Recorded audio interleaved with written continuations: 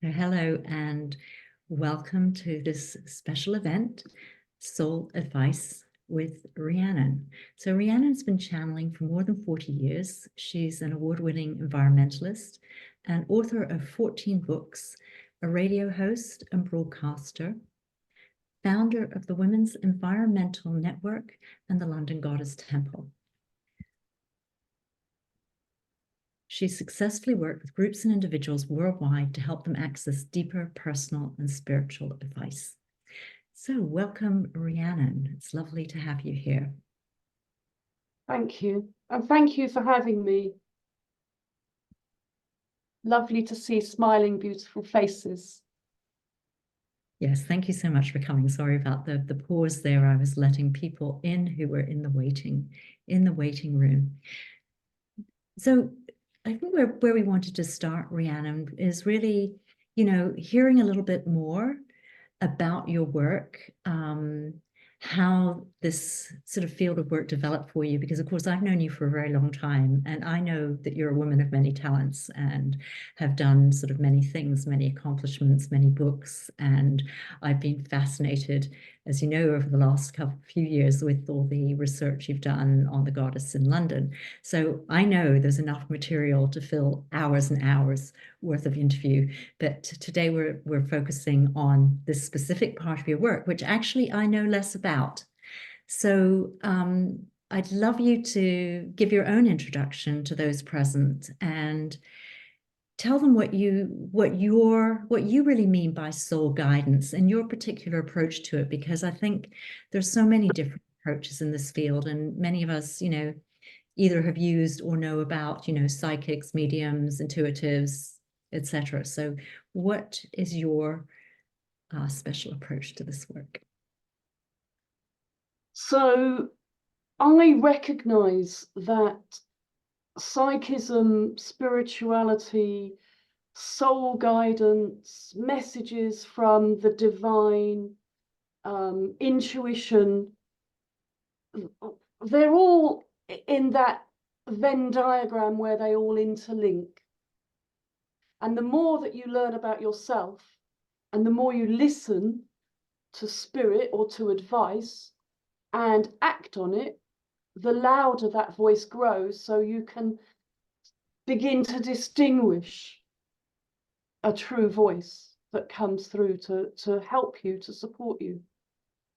My understanding is, throughout my lifetime, my visual and audio and sensory experience of spirit has developed as I have. But there was always a certainty that this is definitely me. I saw my first ghost when I was 8. My grandfather came to visit me, and I was sleeping downstairs on my own, pulled the covers over my head, so frightened, and thought, he's going to go away. Why is he here? What's happening? Why is he at the end of my bed, not speaking? And I remember pulling the covers back from my face, and he was still standing there. And he was trying to communicate with me. And I know, the knowing, that he went upstairs, saw my mother, and then disappeared. And the next morning, we were all taken from church at the 10 o'clock mass and taken out of church in order to go and attend the fact that my grandfather had died in the night. So he came to visit me, and that set me on. I was 8, so I was really afraid, but also like, why didn't anyone else see that? And throughout my life, I have actually seen my grandfather on very important spiritual occasions, actually. And other members of my family have seen him too. So I know it wasn't just me. But that's a kind of unspoken family thing that happens a lot to people. They can just tell when somebody's about to die, or they have a dream, or they have. So that's, I can intuit and dream something important happening. That's not of much value, though, unless you wake up the next morning and say, oh, grandfather's going to die. I was 8. I couldn't say anything like that. In my 20s, though, I started a group called the Women's Environmental Network. And this part of myself that's talking about my outer life, I don't share with many people. When I was in my 20s, this is 45 years ago almost. No, even though there were books and there was a scene of that, most of what I shared was very private, in small private groups. Spirit was giving messages all the time, and I was sharing them with people. When I set up Women's Environmental Network, which became really quickly a really thriving, famous group with thousands of women wanting to do something important about the environment. The nappy campaign we ran was front page of the newspaper over and over and over again.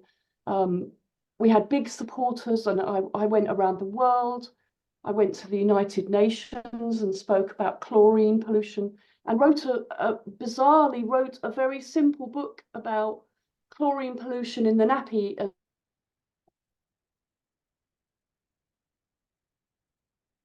and sanitary towel industry that caused a massive stink.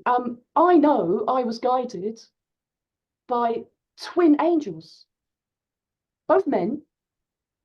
I couldn't tell people in when at the time that when I was frightened of a decision, or when I had to go on World in Action and go and fight the government or fight Procter and Gamble or somebody, I literally would go into the toilet and meditate, and these two angels would come and support me. And they always had a view that was like 100 years, rather than my, oh, I'm in a crisis right now. They were never in a crisis, and they always saw the bigger picture. And so their guidance helped me to be stable in my job, helped me to go out and face really difficult things. It was really difficult in my 20s to run an organization with 30 staff. And projects going on and being in the world on, Radio 4 every week and things like that. It was really hard. But also we were on a roll, and we would listen, and we would pray for Procter and Gamble staff, as an example, for their enlightenment, because we realized that people that are destroying the planet, their hearts are not happy. All those people that are working in industries like that, they cannot be in their truth if they're poisoning people and killing and destroying. So we ended up we kept trying to reverse things and trying to say, well, what's the bigger picture? How can we use spirit or guidance to do something slightly different? And I believe the success I've had is in part my tenacity, but also because I listen to spirit. I listen to those messages, and I started to distinguish, although there are angels and there are people that have died that have become ghosts, if you like, or souls, there are also groups of spirits, 50, 60, 1,000 people that are urging us on around us, standing around us today, urging us on to do what we agreed, or to forgive or hold compassion for some situation or some person that's around us, or to take our work in a certain direction because that's what our soul actually desires, or to do something no matter how frightening or big it seems without knowing the outcome. Most people, they take tiny decisions and make them into big mountains because they need to know the outcome of something. So what would you say to people who are listening and thinking, oh, I wish I had that talent? How, for people who want to tap into, these sort of the spiritual support more, how can people do that? And clearly one way is, to book a reading with somebody like you, but many people might want to do that, but they also want to know how they can open themselves up more. Of course. Nice. So we're going to do some exercises that get you more in touch with the different layers and levels. Mm. Clearly, you can't just teach my whole lifetime's connection in a few minutes, but I've got some powerful exercises that can start you off. Yeah. Well, that's what I was sort of really into. So, because what you're actually saying is this is something, it's not just about opening up, it's something you actually tame and train. Yes, absolutely. Um, the most powerful, absolute way that I learned another layer of hearing is silence.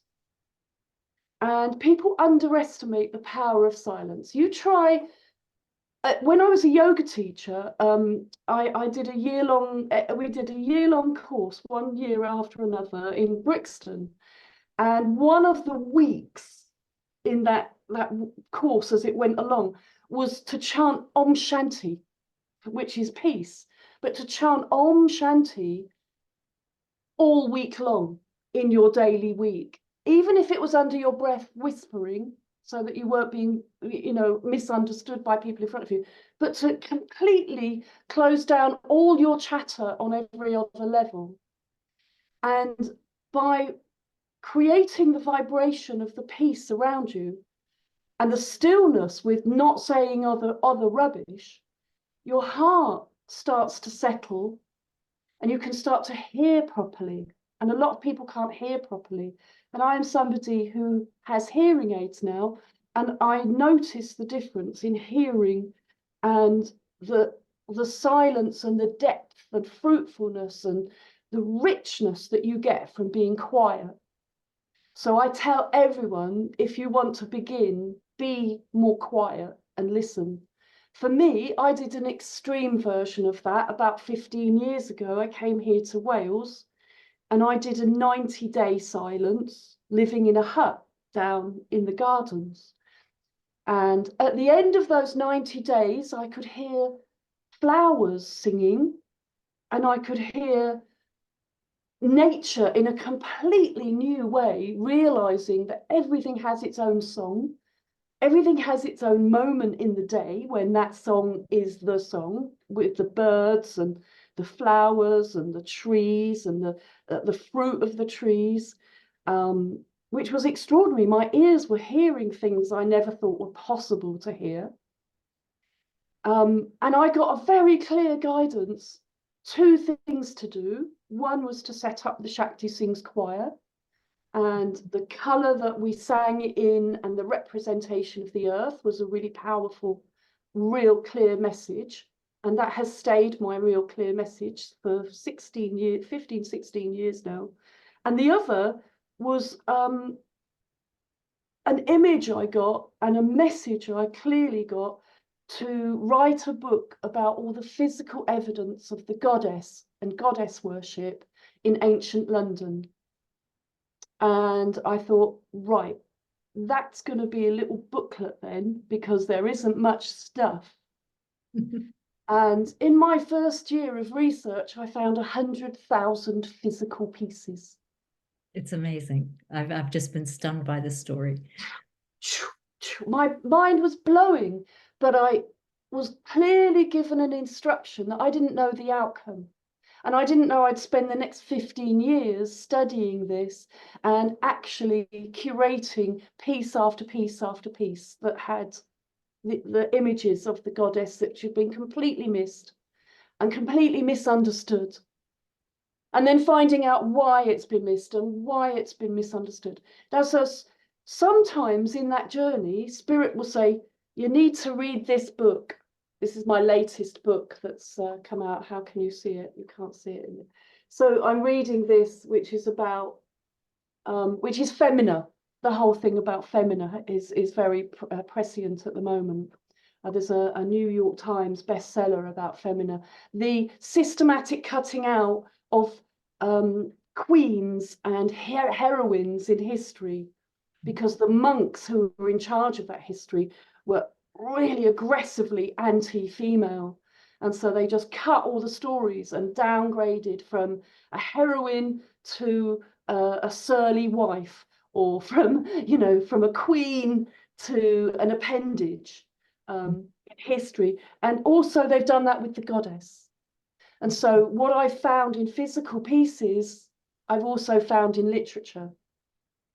And so the Spirit said, read this book, and that's what it says, and that's what it talks about. So my arguments are further backed up and supported by Spirit, urging me on to look at this or understand that person's work. So it's very practical in that sense. Yes. So silence and listening, but also being in the moment and in the present. And we'll just do a little exercise now to help you to feel that moment.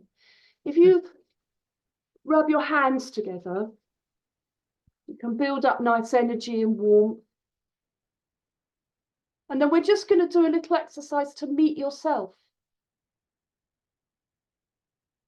Put your hand on your heart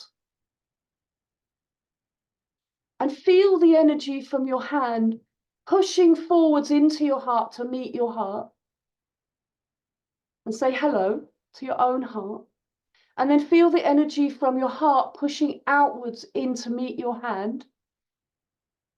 Perhaps like two streams of light meeting each other, or two hands connecting. And breathe more slowly.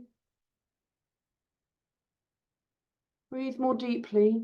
And feel that energy and try and get it to meet exactly in the middle, so that neither your heart is pushing forward nor your hand is pushing forward.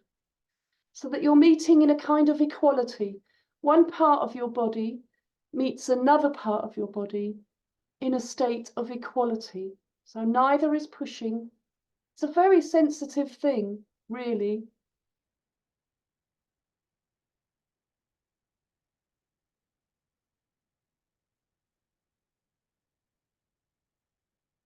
So this I call hello yoga, a form of yoga to meet yourself. And I can just, as a sidebar, say, if there's any part of your body that's hurting, put the same hand on that part of your body, your face, if you've got a headache, your throat, and allow yourself to meet that part of your body in exactly the same way, so that the light of your throat comes to meet the light of your hand, and so that neither side is pushing too much, and you're just meeting in a point of equality. And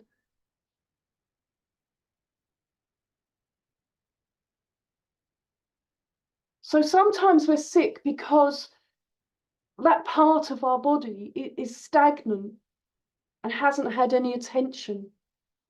And you can meet yourself by doing that. So you're in charge of meeting yourself and connecting with yourself. And when you're in that state, it's much easier to be in the present moment, to connect with your own heart, and to be here we are in presence now. And then for connecting and a reading with Spirit, I would first of all open a sacred space. And all of you have your ways of doing that, I'm sure, but I'll share mine. You can light a candle at this point to bring in the Spirit, the essence of Spirit and light. And we'll say, welcome to you in the east, Queen Barbaeus, King Peralda, the most holy element of air that flows from the east.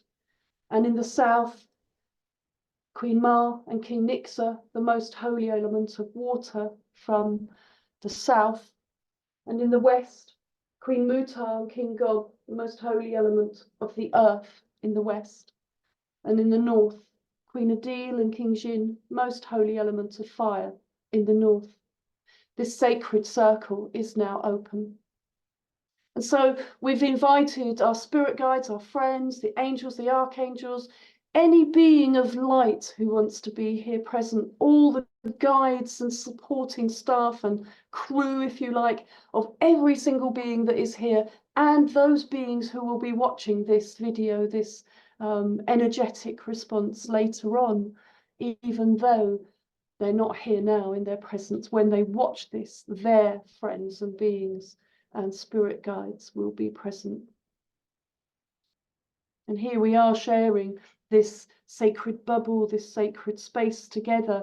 And in that space, we can hear more clearly and we can listen to the excitement that there is, that so many of you are here tuning into your own guides and thinking about and accessing the vibration and energy that is the true wisdom within you and that shares with you who you are and the space that you want to provide for your own soul to find peace and happiness, for your own soul to be in its own truth.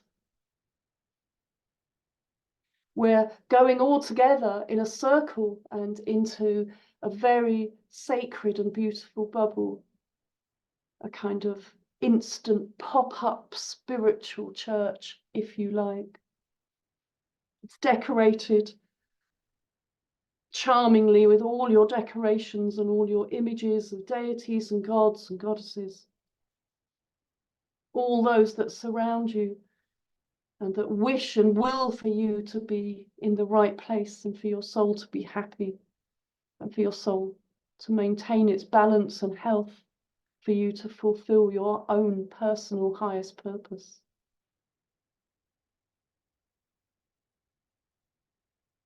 The fullness of spirit that's here tonight in this group is bigger than I have experienced in a very long time, and I am grateful for that. I want to remind you another way to pull yourself into your heart is to express and share gratitude. So just take a moment. This is the mudra of gratitude. You can see, just take a moment in your heart to express gratitude for something that happened to you today, something that's happening to you at the present moment, in general or specifically. And just bring gratitude into your practice, into your thoughts.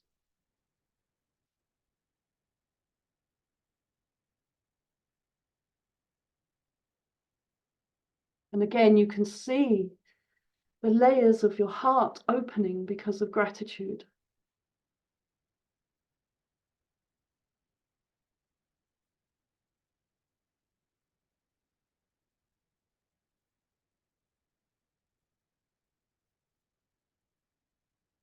Beautiful beings, beautiful men and women, humankind is expressed through the light that shines from your heart. When you progress with your soul expands and blossoms, and your heart is a great part of that.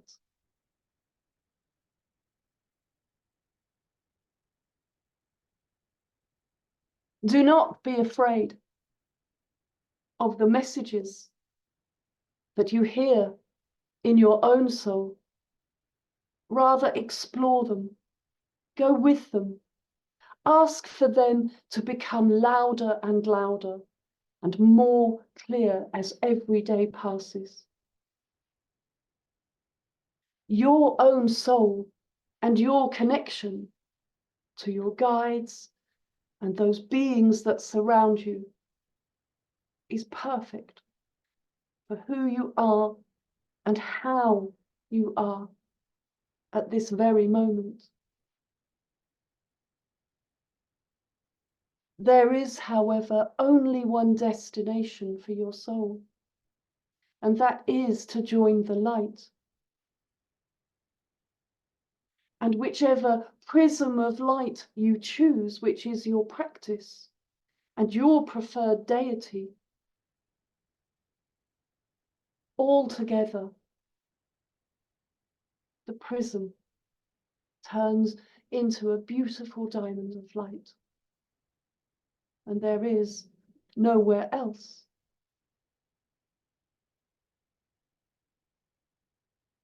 And so your path now is that journey towards the light. Whether you reach in this life, even in this planet, your journey is to somehow exquisitely find your path whilst enjoying your life and being in the perfect service for whatever your role, your communication, and your family have agreed.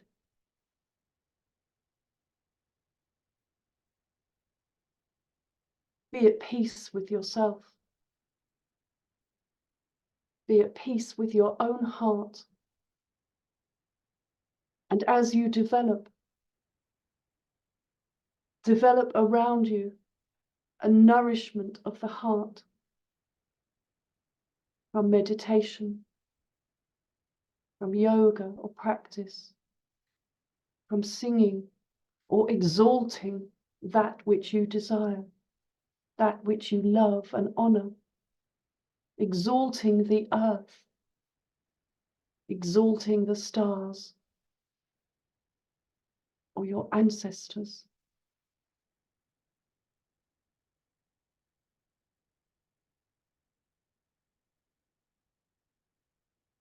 There are an unlimited number of ways that you can progress your soul. But only you know what you desire. And only you can truly connect and find the messages and open yourself to the next part of your personal journey.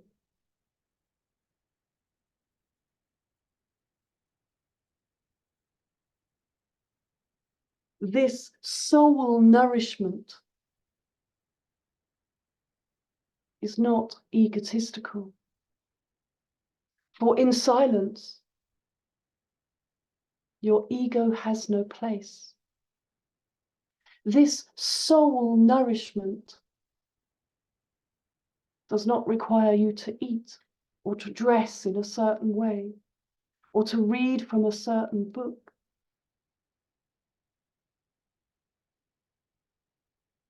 For in silence rises an experience that is both free for you to enjoy and yet causes a great stir of peace to open and blossom so that everyone around you feels the peace cascading round their own hearts.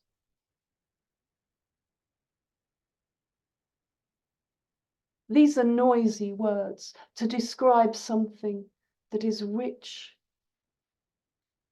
in its emptiness. Allow yourself to become enriched and wealthy from love and quiet.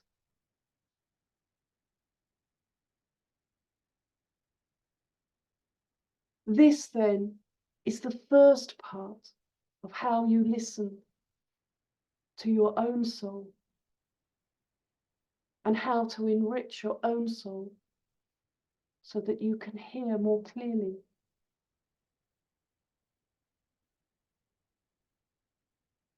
Your presence and guides together, making a future for you.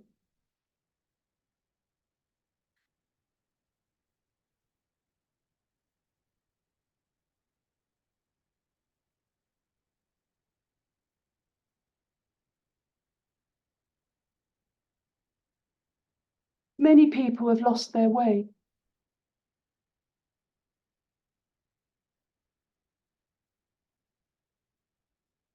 And the role of your guides, your protectors, those who connect with you and have some previous or former agreement,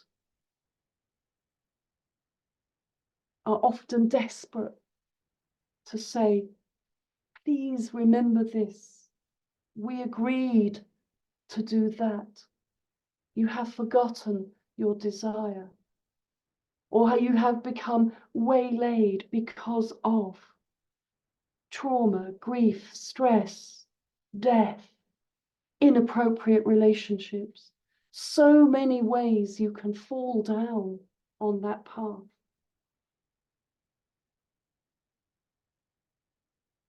It is difficult, though, to give a message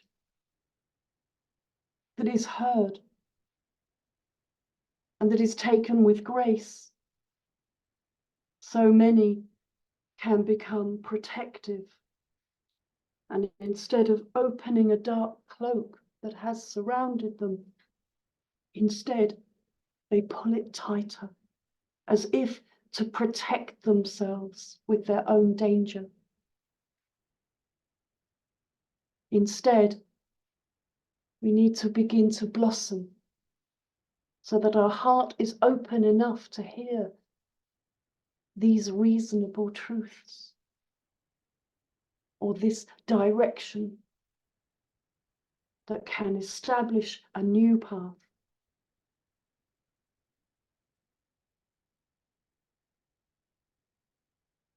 Fear holds humanity up.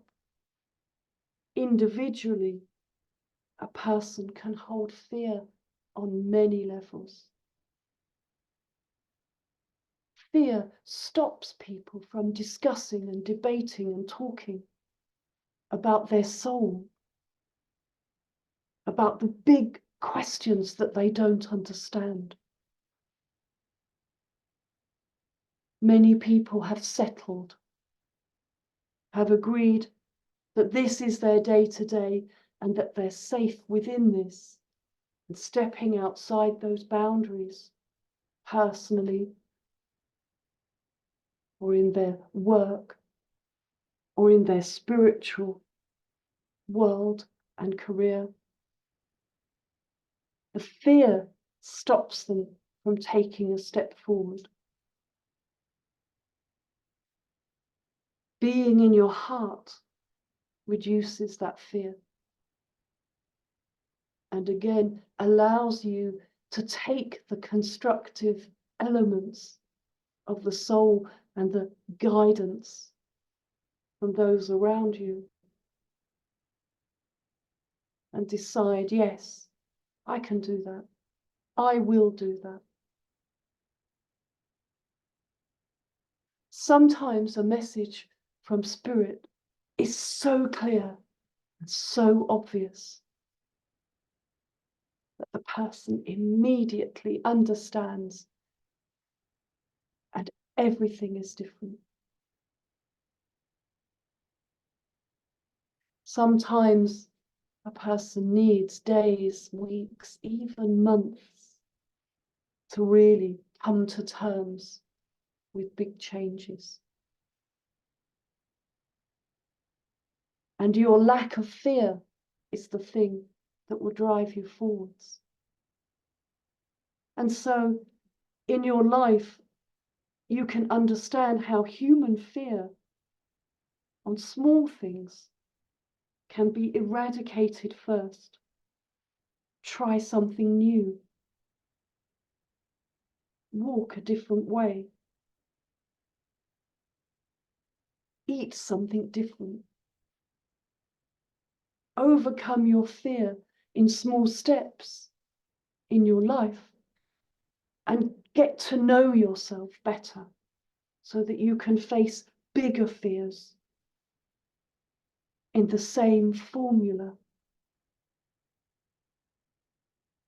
Those are the bigger fears that people can't talk about. It's not easy to talk about your death. It's not easy to talk about an impending divorce or a wayward child. And many systems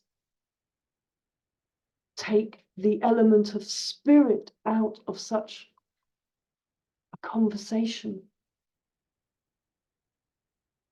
and leave that realm dangling as if it bears no resemblance to your path. And so Spirit, which is here before you, during your life and after your life, has a role and is part of who you are and your narrative going forward. If you've wanted to access your personal connection to Spirit, we have given you many suggestions and opportunities to enrich your life and listen for truth so that you can become more powerful, more secure, and more ready to hear more important messages that will help you move forward in your life.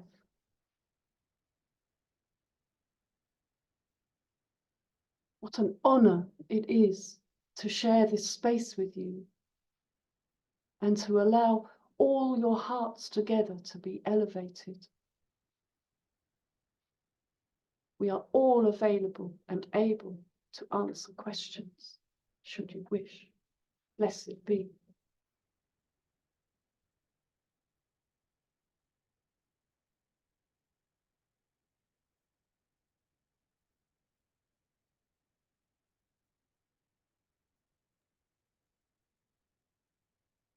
It's beautiful, thank you.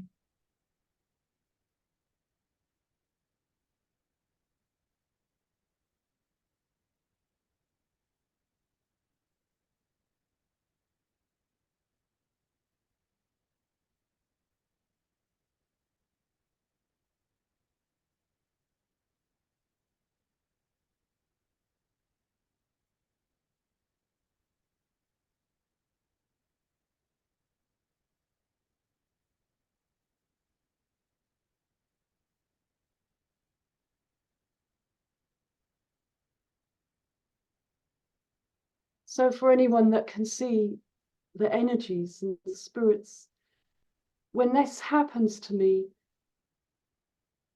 the energy form comes into my body through the right, and I have to step out to make room through the left.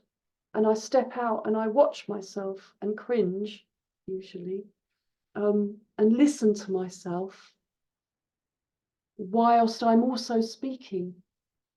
Time is suspended, and there are different time zones going on at once, if you like. And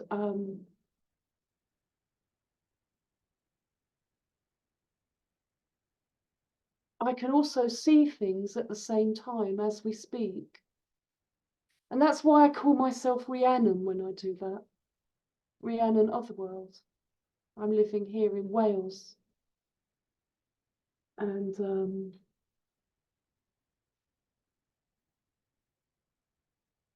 I feel it's right that I have another cloak, another persona to properly connect with Spirit that isn't about me in my public role, which people know me as, and I manifest all the magic and beauty. But in my private world, it has to be a very pure place that allows me to speak with other souls in a deeply respectful way that doesn't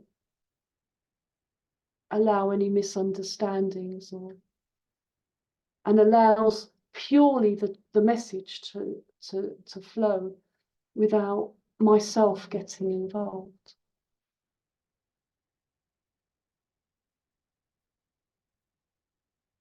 So Rhiannon is my spirit name for the guides, the collective goddesses of Wales that come through me and speak. Sometimes I can smell things, like right now I can smell the dinner cooking and probably burning. But sometimes when I'm doing a channeling, I can really smell something powerful. And sometimes I can see something that pertains to, you know, what the person's journey is. So, Rhiannon, what I'm thinking, for the purpose of it being on video for anybody who watches the video, if you'd like to say, you know, how people can book a reading with you, if they would like you to channel specifically for them, and also the special offer that you have available. And then after you said that, I will stop the recording so that the people here present, if they have questions, they can ask them without worrying about being on video. So we'll just complete the video with what you wanted to, the practical information that you would want to convey to anybody who's watching and thinking, oh, I'd like to contact her. So it's only in the last month that I've been guided to allow myself to be more public and to share readings with people and help them at a soul level. And so people from all over the world have already contacted me, and they're all very welcome. With the technology of Zoom, I can experience and do a really deep one-to-one with somebody for an hour.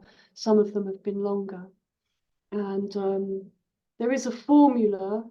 Sometimes a person knows exactly what they want to ask, what's troubling them. My big specialities are sex and death. I seem to have an unnerving ability to pinpoint precisely people's anxieties or future, or all sorts of issues arise within the context of sex and death. But also I can help people that need to make a decision, an important decision in their life. And sometimes their guides are urging them to do something very specific. So I can be a translator to help people to do that. You can email me, rhiannonspeaks@gmail.com. Very simple, rhiannonspeaks@gmail.com. And I can give you the dates and times and details of how you can have a one-to-one with me, and to share some more intimate or personal details. And I can take you on a journey that hopefully gives you a completely different perspective, one that you might never have thought of, that allows that to arise and allows an answer and some peace and nourishment to arise. So you're all very welcome to do that. And yeah, I'm open to do that in a much wider way now than I have been. Although I've done this type of work now for decades, but most people don't know. And that's the way it was and had to be. Thank you. So I'll stop the recording now and open this up for questions. Thank you. Thank you.